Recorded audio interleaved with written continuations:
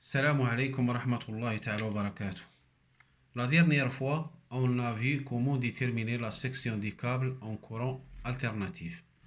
Et on a vu la formule S égale la résistivité fois 2 fois la longueur multipliée par l'intensité du courant électrique divisé par la chute de tension. Et on a vu que la chute de tension delta I varie en fonction des réseaux d'alimentation.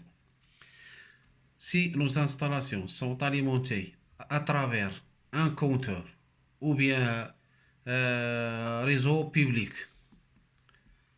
si nos installations sont alimentées par un réseau public, c'est-à-dire à travers un compteur.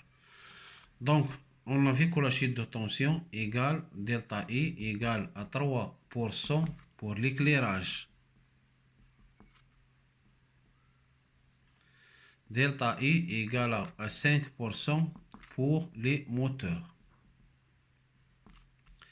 Si nos installations sont alimentées par un réseau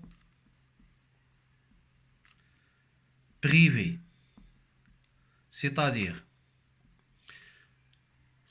nous sommes alimentés à travers un poste de transformation moyenne tension, basse tension. Dans ce cas, delta I égale à 6% pour l'éclairage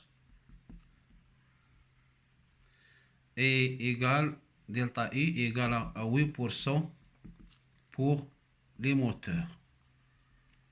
On a déjà vu tout ça dans la vidéo précédente. Donc aujourd'hui, on va voir comment déterminer la section des câbles en courant continu.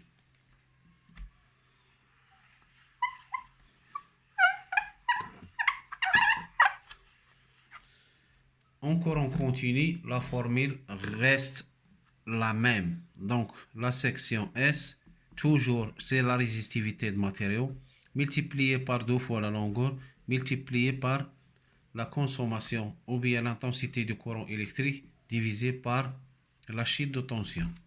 En courant continu DC ou bien CC, delta I égale 2 volts.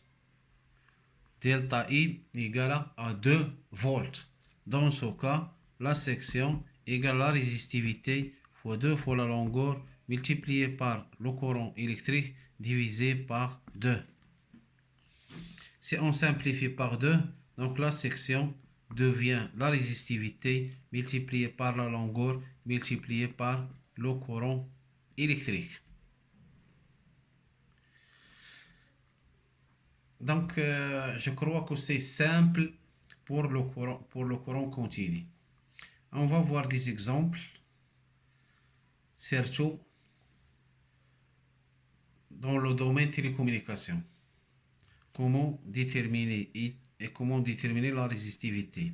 Une chose très importante, la résistivité des matériaux, elle varie en fonction de la température. Donc, la résistivité ρ à 20 degrés Celsius, il est différente, par exemple, à 30 degrés Celsius. Donc, il faut faire attention pour calculer la section du câble en fonction des endroits où sont installés les équipements. En fonction de la température, bien sûr. Je crois que c'est clair. Salam alaikum wa rahmatullah.